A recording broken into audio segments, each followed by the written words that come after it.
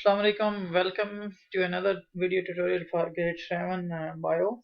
In this video, we are going to learn about three remaining groups of vertebrates. In our previous lesson, we talked about two groups of vertebrates, mammals and birds. In this video, we are going to talk about the remaining three groups of vertebrates. As we study in our previous lesson, that there are five groups of vertebrates. So let's begin. The third group of the vertebrates after the birds are reptiles. Reptiles we know belong to the vertebrate group of animals, mean they have their backbone and vertebral column. Reptiles are oviparous. About the oviparous we learned in the previous lesson that they don't grow inside the body of the mother. They have lungs to breathe. Next property is they have their bodies covered with scales. There are scales on their body. There are dots on their body that cover the whole body. Their body is divided into four parts, which we called head, trunk, limbs, and tail. Reptiles can move in different ways. Snakes don't have limbs, so they slide. One thing you have to keep in mind, in general, when we are saying that reptile's body is divided into head, trunk, limbs, and tail. So for the limbs, sometimes like in the reptile, snakes don't have the limbs. They have the other extensions that help them to slide. So that's why, as the reptiles don't have the limbs, so they will slide instead of walking. Like marine turtles swim. Lizards also belong to the reptile group. Lizard can walk and they use their limbs to walk. Reptile usually lay eggs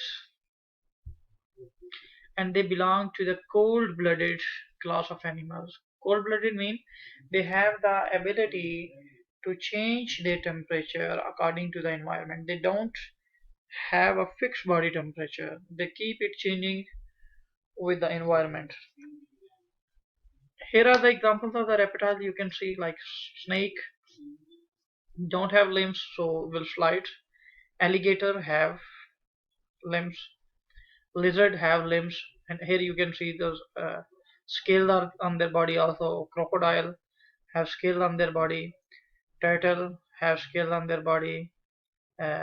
Chameleon have scales on their body and have limbs as well. Turtle also have the limbs. This group of animals actually is found both in land and as well as in the water. They can exist in both of these places. Next group of vertebrates is amphibians. Amphibians are also oviparous. They belong to the oviparous class. I mean, again, the first stage of their life they don't spend inside the body of the parents. Rather than that, they have the alternative way of reproduction. They have a very moist, smooth skin. If we will touch to their body, we will feel that their body is wet, having the moisture on it. And their body is divided into head, trunk, and limbs. While some amphibians like frogs don't have tail. In majority they have tail, but some don't have tail. In the initial stage of the life, frog also have the tail, but as the frog grow, its tail will disappear. Salamander have the tail throughout their life. They have the tail. Amphibians, most of the amphibians spend their initial life inside the water, and when they grow a little, they can come out also. They can live out of the water as well. The young amphibians are young, so they very different from their parents. They entirely look different from their parents. Throughout their life cycle, they change a lot. These changes are called metamorphosis. It means all amphibians will pass through metamorphosis. And they live in water and land, as I already told you. But they breathe with gills and lungs. It means they have the ability to breathe inside the water as well as outside the water. They have both gills and lungs. And they also belong to the cold-blooded class of animals.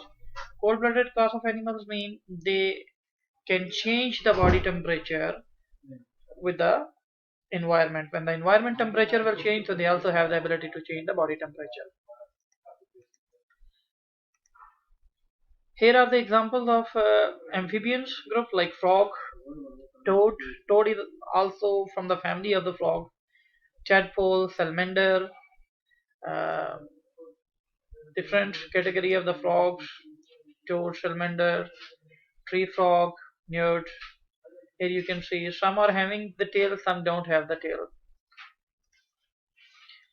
And the last group of vertebrates are fish. Fish are also oviparous. It means they also don't spend the initial state of the life inside the body of the parent. And they breathe with gills. Their body is covered with scales. The body of the fish is divided into head, trunk, tail, and they have fins to swim. They use the fins to swim. And they can breathe underwater using gills to take the oxygen dissolved. They don't have lungs, and they lay many eggs at one time. They lay many eggs and belong to the cold-blooded class of animals. I mean, they cannot keep the temperature fixed. They change the temperature with the environment. So this is what we have for today's lesson. Inshallah, in our next lesson, we will take another topic. See you next time. Bye bye.